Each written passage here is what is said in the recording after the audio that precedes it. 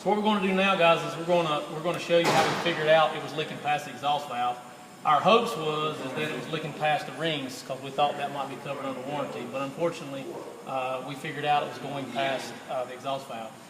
What happens when air leaks past the exhaust valve is it goes through the exhaust system and comes out the tailpipe. If it were leaking from the intake valve, it would leak past the intake valve into the intake manifold, and we'd hear air hissing through the throttle body. If it was a blown head gasket, what we would notice is that air would be blowing bubbles into the coolant system, and we would hear air coming up through the radiator or something like that.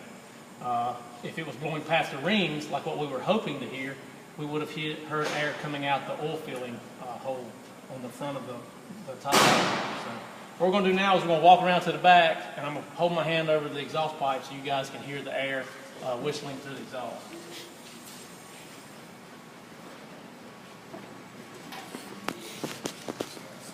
Okay, so I'm back here at the exhaust pipe, and I'm going to hold my hand over the pipe, and maybe you guys can hear the air.